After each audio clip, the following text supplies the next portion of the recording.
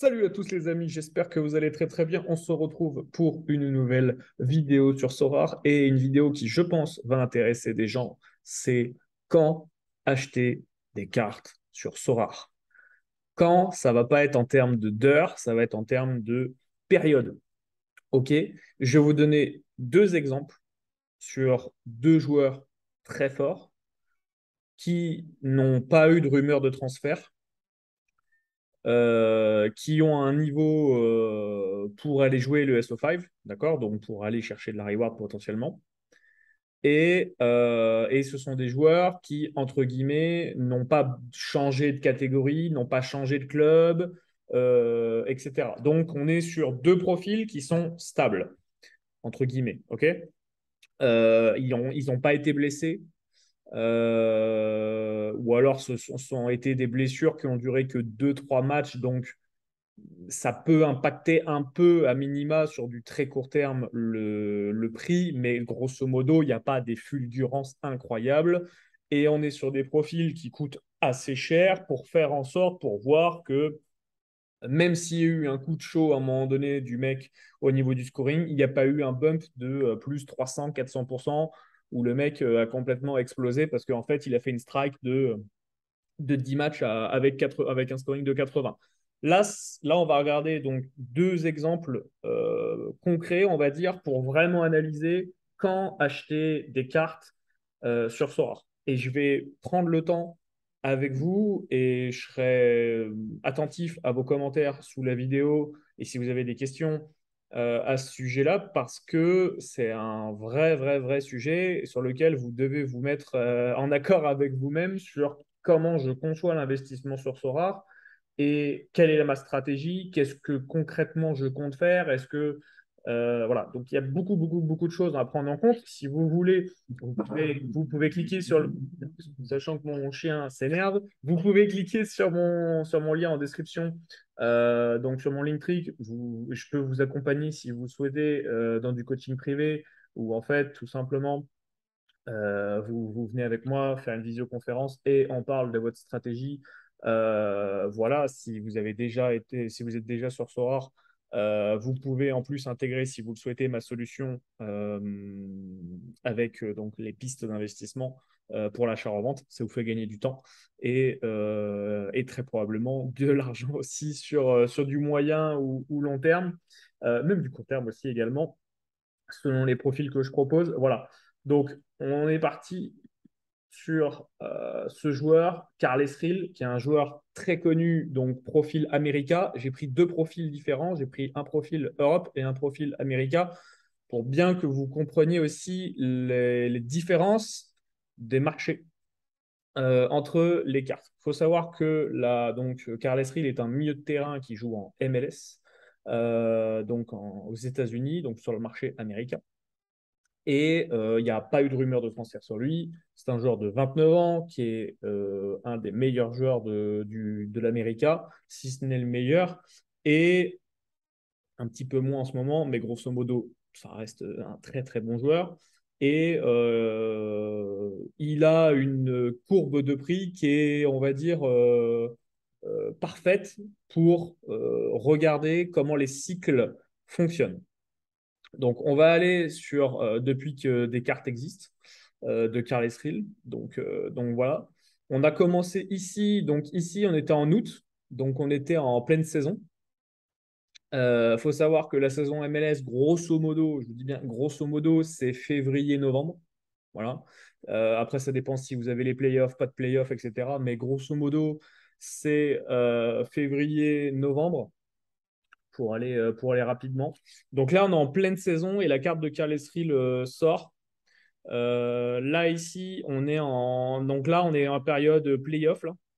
Là, on est dans la période playoff. Donc là, je pense que c'est le moment où ils ont été éliminés des playoffs l'année dernière. Et donc, forcément, il y a une chute parce que la carte, entre guillemets, n'est plus utilisable à l'instant T. Donc, on voit déjà ici, là, on voit déjà que là, ça recommence à être intéressant. Sachant qu'ici, on est à 0,14, 0,17. Là, déjà, on revient sur des prix, on repasse en dessous de 0,1.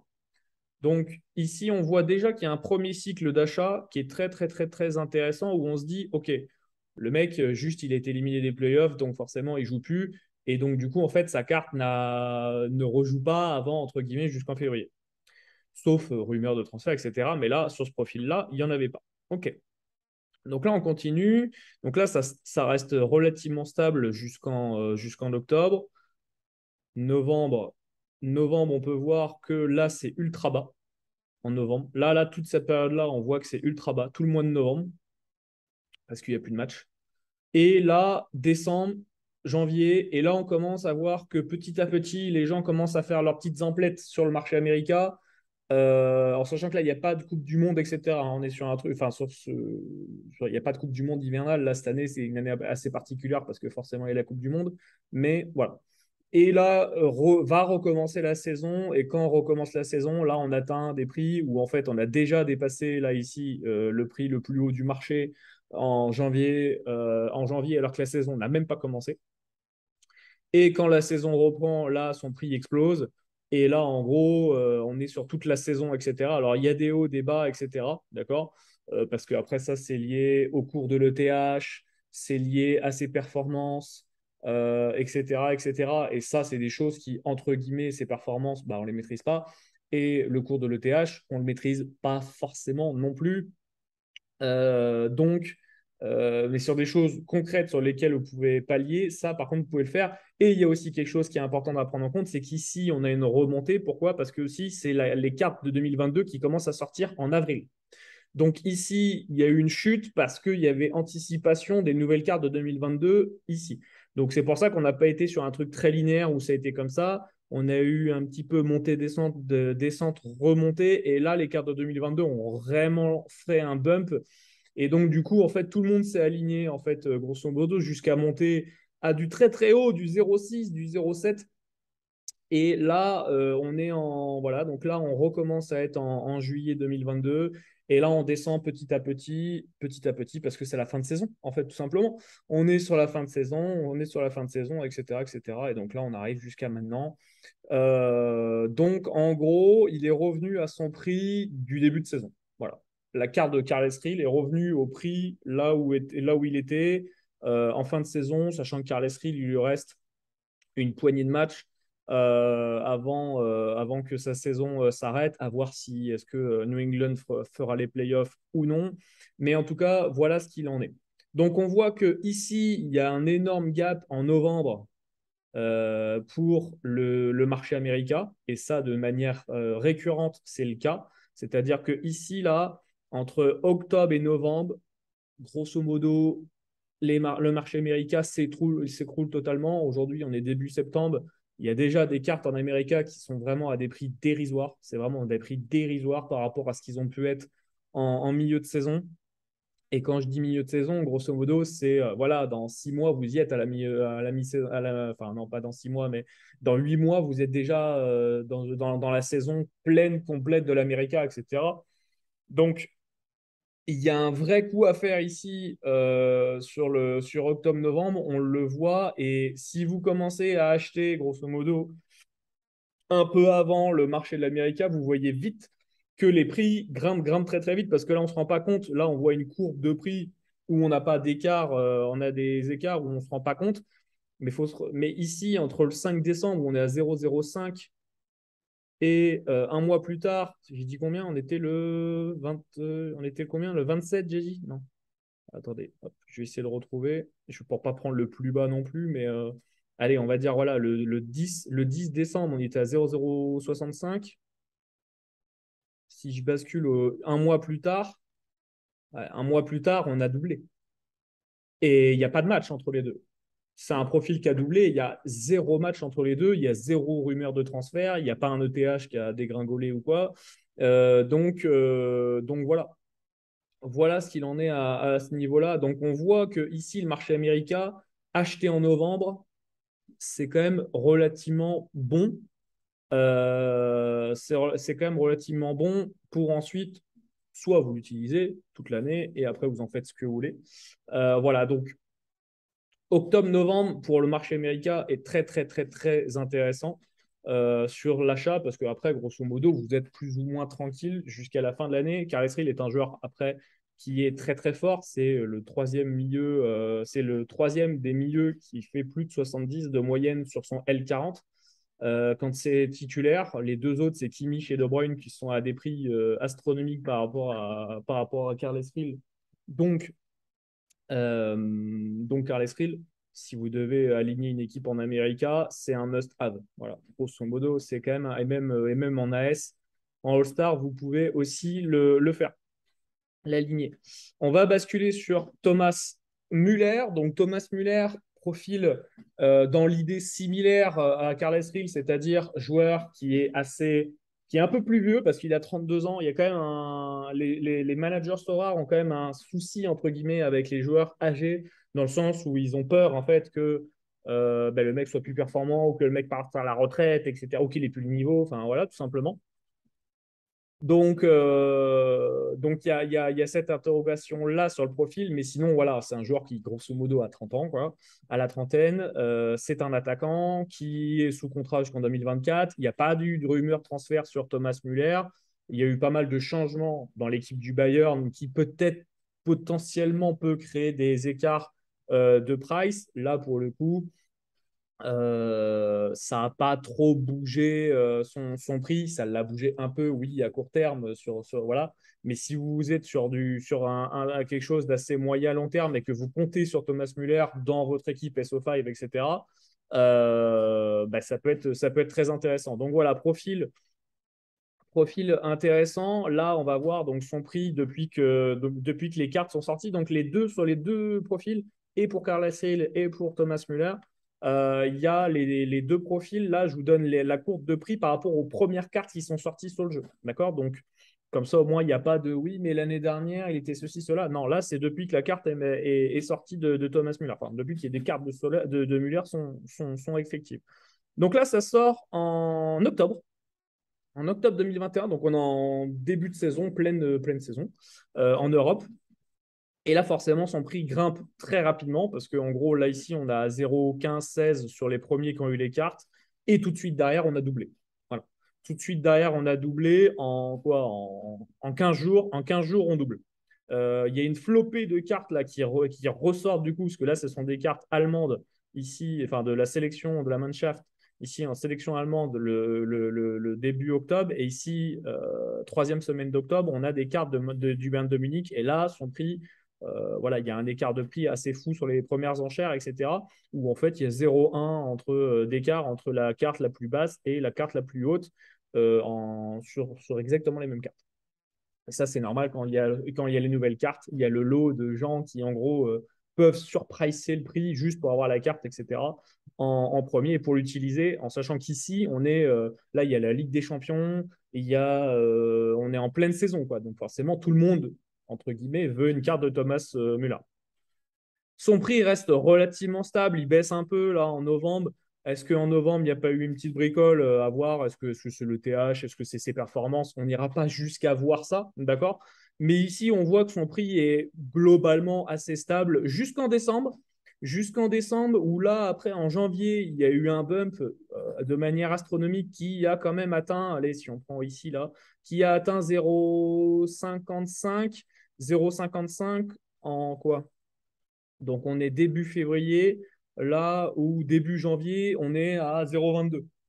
Donc, on gagne 0,25. Enfin, on double, on peut plus que doubler en un mois.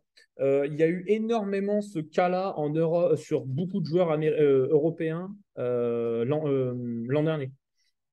Je ne sais pas si ça va recontinuer, mais en tout cas, on voit qu'ici, là, donc là, il doit y avoir un enchaînement entre Ligue des Champions, Ligue des Nations. Donc là, voilà, il y a beaucoup de matchs qui s'enchaînent parce que Thomas Müller est un profil qui joue aussi en sélection. Donc forcément, parfois, il peut y avoir des bumps de prix. Genre là, par exemple, il me semble ici, il me semble, par exemple, il y a la Ligue des Nations, donc il a un petit bump de prix. Mais si on revient ici, on est en février 2022. Et là, après, derrière, ça redescend tranquillement. Enfin, tranquillement, ça redescend relativement vite. Parce qu'en gros, ce qu'il a gagné en un mois, il n'a pas totalement reperdu tout ce qu'il avait en un mois, mais voilà, il est 2 fois moins cher un mois après. Donc, même si vous l'aviez acheté en janvier et que vous avez racheté le saut en février, grosso modo, vous aurez quand même gagné de l'argent en mars. Donc là, on continue. Là, on a un trou parce que là, on est en mars là, et là, on commence à avoir un trou. Pourquoi? Parce que Thomas Müller est éliminé de la Ligue des Champions. Le Bayern se fait précipitamment éliminer de Ligue des Champions face à Villarreal. Donc, donc voilà ce qu'il en est. Et après derrière, voilà ce qu'on a, c'est qu'en gros, on a un joueur qui vivote un peu, mais qui reste à l'équilibre. Et après, Ligue des Nations, là, on est en fin de saison, il y a quasiment plus de matchs. Et pourtant, il y a quasiment plus de matchs. Et pourtant, ici, on a une hausse de prix qui n'est pas des moindres, parce qu'en fait, il y a 0,1 d'écart entre les cartes. Alors, on ne va pas parler d'XP, etc. Là, je vous parle juste des cartes en elles-mêmes. On est toujours sur les mêmes cartes, hein. C'est-à-dire que là, de là à là, on est sur les mêmes cartes. On est sur les mêmes cartes ici. Mon chien qui s'excite un peu, mais rien de grave. Donc, vous allez comprendre maintenant que quand je fais des vidéos, je ne peux pas être tranquille. Donc, mais voilà, on fait des vidéos avec mon chien, c'est pas grave. Euh, et donc ici, voilà, on voit qu'il y a une baisse de prix. Thomas Müller est un profil où en gros, il a joué quasiment tout le temps. Ok. Ce qui est important à prendre en compte, c'est qu'en fait, ce mec-là, ici en fin de saison, ici en pardon en avril-mai, quand grosso modo la fin de saison Europe était là, c'était là où il était le plus bas. Voilà. Là, ici, on est en début de saison, c'est le début des des cartes limited. Donc, les gens ont un peu tâtonné. Certains qui étaient en rare n'ont pas forcément tous basculé en limited ou pas forcément beaucoup basculé, etc. Il y a aussi d'autres choix que Thomas Müller en attaquant plus fort que lui en termes de notes, etc. Il y a l'âge aussi qui prend en compte. Mais grosso modo, on est quand même sur un profil assez agréable pour analyser le marché de l'Europe et quand acheter en cycle. Là, on voit bien quand même que grosso modo, si vous avez acheté en fin de saison européenne, même si vous avez acheté, enfin vendu juste avant la saison, là, en juillet-août, vous avez gagné de l'argent. Voilà, vous avez gagné et pas les moindres parce que là, on est à 0, allez, à 0,2 si jamais je veux prendre, voilà, si jamais je suis gourmand, on est à 0,2 ici le 1er mai. Et grosso modo, on est à 0,32 juste avant la saison, quoi. Donc, en fait, vous avez gagné 0,1 où en fait, le gars, il n'a pas joué ou quasiment pas. Et il n'y a pas eu de rumeur transfert, il n'y a pas eu voilà, Thomas Müller, il y a eu zéro rumeur de transfert. Il a prolongé là dans ces eaux-là, je crois. Dans ces environs-là, il a prolongé, c'était en juillet. Donc voilà, donc il a prolongé ici. Et après, là, ici, son prix devient intéressant. Et là, les cartes 2022 viennent de ressortir. Donc, forcément, il y a un écart de prix entre les gens qui veulent vendre leurs cartes de 2021 et les cartes de 2022. Mais ça, c'est normal à ce niveau-là. Même ici, là, j'ai envie de dire, on est en septembre. Même ici, ça recommence à être intéressant dans le sens où pardon, on est quasiment dans le même. On va être sur des schémas différents là, mais bon, ça change pas grand-chose. Mais grosso modo, on est revenu au même prix que l'an dernier, alors qu'on est sur des nouvelles. Aujourd'hui, on a des nouvelles cartes disponibles. On est revenu en fait à des niveaux de l'an dernier, alors qu'on est en pleine saison. Donc, grosso modo, ça veut dire quoi? Ça veut dire qu'aujourd'hui, même aujourd'hui, ça vaudrait limite de coup d'en acheter parce qu'on voit qu'il y a un plancher qui est grosso modo autour de 0, voilà, 0,16 quoi.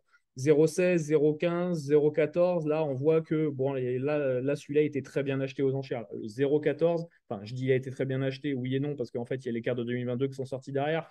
Mais dans l'idée, au-delà de l'XP, là, ça a été relativement bien acheté. Là, vers 0,16, on voit que grosso modo, ça a été bien acheté. Limite, là, ici, c'est le meilleur. Voilà.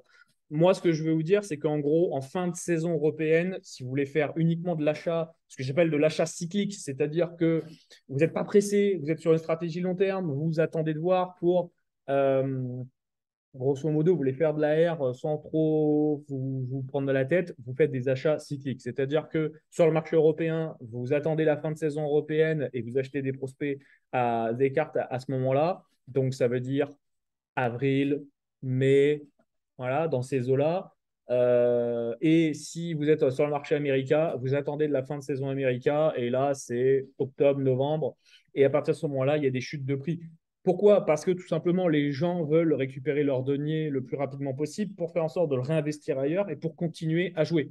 Donc vous, si vous avez assez de capacité de bankroll pour vous dire, moi, j'ai mon équipe SO5 quoi qu'il arrive et à côté, je peux faire de l'achat-revente, là, on est sur Thomas Müller et Carles Krill, donc c'est à des prix qui ne sont pas accessibles à tous, mais analyser sur plus d'une centaine ou plus d'un millier de cartes, aussi bien sur le marché européen qu'américain. Sur l'Asia, je ne vais pas me prononcer, mais grosso modo, j'imagine que ça doit être à peu près la même chose en termes de cycle. Moi, là, je traite que ce que je connais. Moi, je traite et le marché américain et le marché européen, donc je traite uniquement de ce que je connais. Et si on enlève l'ETH, les rumeurs de transfert, etc., on verra que ce sont des courbes qui reviennent très souvent, très fréquemment. Ce sont quasiment les mêmes courbes de prix si on prend par période, d'accord? Évidemment, on peut toujours gratter de l'ETH par-ci, par-là, etc. et le revendre sur du court terme. Mais là, je parle de l'achat cyclique où en gros, vous vous dites, mon joueur, je le garde parce qu'en fait, quoi qu'il arrive, voilà, grosso modo, sauf rumeur de transfert, il y a peu de probabilité pour que mon joueur il descende ou qu'il baisse. À l'instant T, bah, voilà, ça peut être hyper intéressant pour vous de vous dire, mon gars en Europe, je l'achète au mois de mai. Et puis à l'arrivée, juste soit je fais un pari où en gros je le garde 3 mois s'il n'y a pas de rumeur de transfert, voilà. S'il y a rumeur de transfert, ça se trouve, ça peut peut-être aussi vous mettre bien parce qu'en fait, il va aller dans un nouveau marché et du coup, il va y avoir une hype sur ce mec-là. Je pense typiquement, par exemple, si imaginons, ça n'arrivera pas, probablement pas, mais si Thomas Müller devait, par exemple, demain aller à Galatasaray en Turquie, j'ose imaginer que demain, sa carte, elle explose parce que Thomas Müller en Turquie, bah, je pense qu'il y a moyen que les gens se vont se dire, waouh, le mec va tout défoncer. Voilà. Donc ça, ce sont des rumeurs qui forcément peuvent faire exploser le prix. Mais là, on est sur un marché classique, entre guillemets, où tout va bien, où on n'est pas influencé par les rumeurs de transfert, par les blessures, etc. Même si, bien sûr, hein, les joueurs, là, on n'a pas analysé de fond en comble les périodes de blessures, les périodes où ils n'étaient pas là, les périodes peut-être de méforme aussi au niveau du scoring. Mais de manière pure, si on veut faire de l'achat cyclique, on voit que ça fonctionne, on voit que ça marche. On voit que si vous voulez acheter un joueur américain, il faut l'acheter en octobre-novembre et que si vous voulez le revendre 3 mois plus tard en amont de la saison, vous pouvez. Et si vous êtes encore plus gourmand et que vous cherchez vraiment à optimiser le maximum possible votre retour sur investissement, vous pouvez attendre. Si on revient sur Carré, on voit que vous pouvez attendre grosso modo, voilà, là déjà on est au mois de mars, la saison a repris et on voit ici qu'il y a il y a un pic énorme et que pour retourner à ce pic-là, il faut attendre 2, 3 mois après. Donc parfois, il faut prendre le bénéfice au moment où il vient et c'est tout. Et c'est tout. Donc voilà, j'espère que cette vidéo vous a aidé, que le contenu de ma chaîne bah, vous apporte de la valeur et que si jamais ça vous apporte de la valeur, bah, n'hésitez pas à vous abonner pour avoir du coup les prochaines vidéos dans votre fil d'actualité sur YouTube. Je vais faire d'autres vidéos de la sorte pour vous expliquer certains profils de comment le marché réagit et comment vous pouvez en tirer des opportunités et vous faire du retour sur investissement à ce niveau-là. Euh, Si vous avez des questions, n'hésitez pas à les mettre en commentaire ou alors à m'envoyer directement un mail. Mon mail est directement présent dans la description de la vidéo. Donc, vous n'hésitez pas, vous m'envoyez un mail. Je vous réponds le plus rapidement possible. On se retrouve, les amis, pour une prochaine vidéo. Ciao, ciao.